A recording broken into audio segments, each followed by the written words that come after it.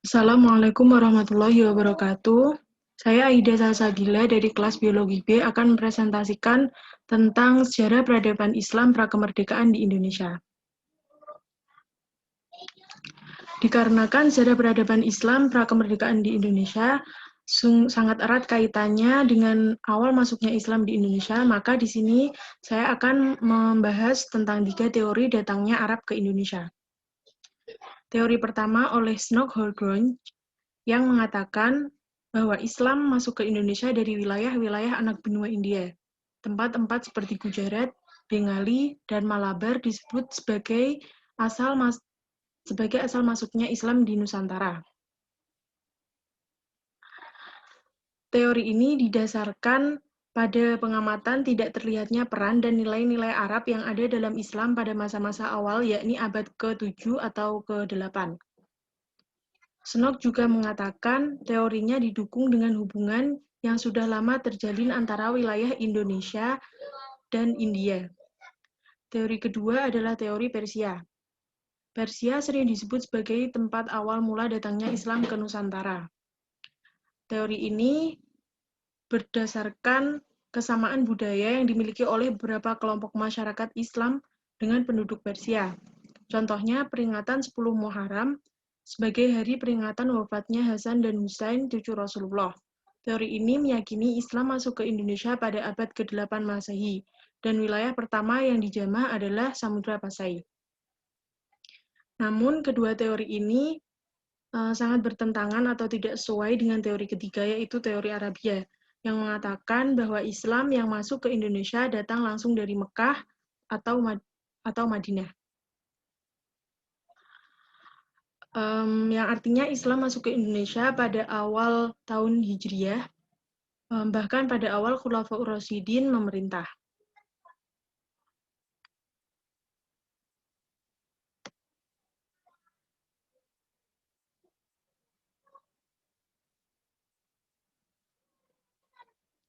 Disebutkan pada masa dinasti Umayyah, ada sebanyak 17 juta Muslim yang datang ke Cina. Dan pada masa dinasti Abbasiyah dikirim 18 juta Muslim ke Cina. Bahkan pada pertengahan abad ke-7 berdiri perkampungan Muslim di Kunfu dan Kanton. Perjalanan tidak hanya dilakukan ke negeri Cina, namun ke beberapa tempat, salah satunya yaitu Zabad dan Sribuza, yang disebut sebagai Kerajaan Sriwijaya.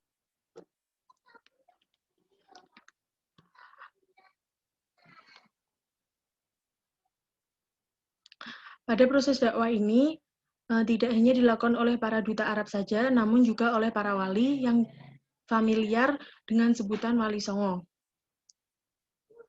Peranan Wali Songo sangatlah penting dalam penyebaran Islam di Jawa, atau bisa disebut merekalah yang menyiapkan pondasi-pondasi kuat di mana akan dibentuknya kerajaan-kerajaan Islam di Jawa.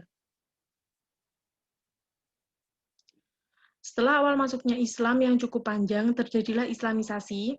Hampir semua sudut kepulauan Indonesia tersentuh oleh indahnya konsep rahmatan lil alamin yang dibawa oleh Islam. Adapun beberapa contoh Islamisasi di Indonesia, yaitu Islamisasi Kalimantan, Islamisasi Sulawesi, Islamisasi Maluku, Islamisasi Papua, dan Islamisasi Nusa Tenggara. Selanjutnya, yaitu sejarah peradaban Islam prakemerdekaan. Di sini ada 3 masa yang dilalui pada saat prakemerdekaan. Masa yang pertama yaitu masa Kesultanan. Pada masa ini, daerah Aceh, Minangkabau di Sumatera Barat, dan Banten di Jawa merupakan daerah yang sedikit sekali disentuh oleh kebudayaan Hindu-Buddha. Di daerah ini pula agama Islam menunjukkan dalam bentuk lebih murni karena mempengaruhi secara mendalam agama, sosial, dan politik penganut-penganutnya.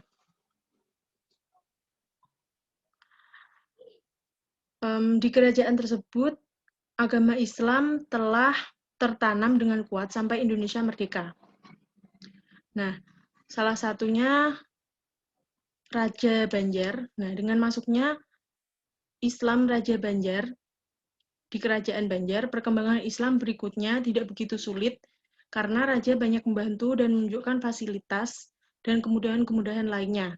Dan akibatnya membawa kehidupan masyarakat Banjar benar-benar bersendikan Islam. Masa yang kedua yaitu masa penjajahan. Pada mulanya mereka datang ke Indonesia untuk menjalin hubungan perdagangan. Karena Indonesia kaya akan rempah-rempah yang kemudian mereka memiliki niat jahat kepada Indonesia dengan memonopoli perdagangan tersebut. Keadaan tambah runyam setelah kedatangan Snok Horgrunge yang ditugaskan menjadi penasehat urusan pribumi dan Arab. Snok mulai mengemukakan gagasan-gagasan yang dikenal dengan politik Islam. Politik itu membagi masalah Islam dalam 3 kategori. Yang pertama, bidang agama murni atau ibadah pemerintahan kolonial memberikan kemerdekaan kepada umat Islam untuk melaksanakan agamanya sepanjang tidak mengganggu kekuasaan pemerintahan Belanda. Yang kedua, bidang sosial kemasyarakatan hukum Islam baru bisa diberlakukan apabila tidak bertentangan dengan adat kebiasaan. Dan yang terakhir, bidang politik. Orang Islam dilarang membahas hukum Islam, baik Al-Quran ataupun Sunnah yang menerangkan tentang politik kenegaraan dan ketatanegaraan. Dan yang terakhir, yaitu masa kemerdekaan. Ada asumsi yang senantiasa melekat dalam setiap penelitian sejarah, bahwa masa kini sebagian dibentuk oleh masa lalu dan sebagian masa depan dibentuk oleh hari ini. Begitupun dengan umat Islam Indonesia yang masa kininya sangat dipengaruhi masa lalunya. Di Indonesia, Islam telah diakui sebagai kekuatan kultural, akan tetapi Islam dicegah untuk merumuskan bangsa Indonesia menurut versi Islam. Nah, sebagai kekuatan moral dan budaya, Islam diakui keberadaannya, akan tetapi tidak pada kekuatan politiknya secara nyata di negeri ini.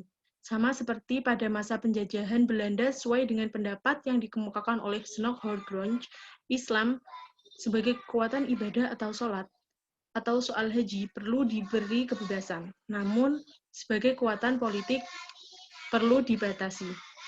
Terima kasih. Wassalamualaikum warahmatullahi wabarakatuh.